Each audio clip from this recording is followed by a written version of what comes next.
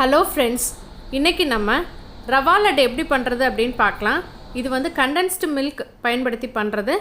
15 நிமிஷத்தில் பண்ணிடலாம். இதுக்கு முதல்ல கடாயில் 1 டேபிள் ஸ்பூன் அளவுக்கு நெய் விட்டுக்கலாம்.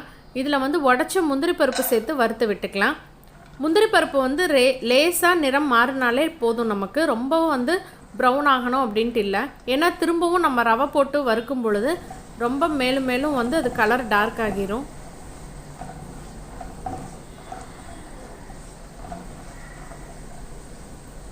இந்த அளவுக்கு வறுபட்டதுக்கு அப்புறமா 1 கப் அளவுக்கு ரவை எடுத்துக்கோங்க. இந்த கப் வந்து 250 ml அளவுள்ள கப்பு. ரவை வந்து நெய்யில் நல்லா வறுபட்டு வரணும். கிட்டத்தட்ட 5லேருந்து 7 நிமிஷம் போல் நல்லா வந்து வாசனை வர வரைக்கும் வறுத்து எடுத்துக்கோங்க. இதுலேயே கொஞ்சமாக ஏலக்காய் தூள் சேர்த்துக்கலாம்.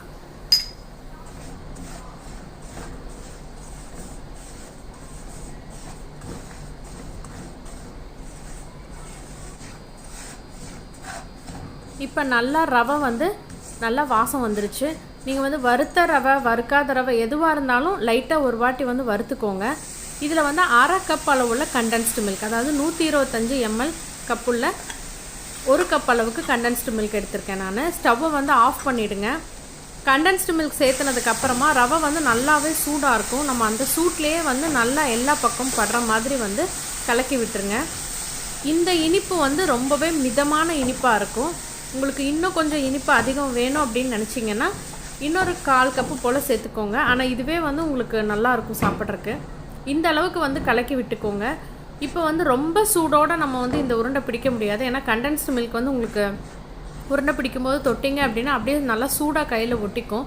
கொஞ்சம் ஆறுனதுக்கப்புறம் அதே சமயம் மிதமான சூடு இருக்கும் பொழுது கையில் வந்து நெய்யோ எண்ணெயோ எதுவும் தடவாமல் நீங்கள் வந்து உருண்டை பிடிச்சிக்கோங்க. ஓரளவுக்கு டைட்டாக வந்து உருண்டை பிடிச்சிக்கோங்க. இது வந்து கிட்டத்தட்ட 3 நாளைக்கு வந்து நமக்கு வந்து கொஞ்சம் சாஃப்டாக இருக்கும்.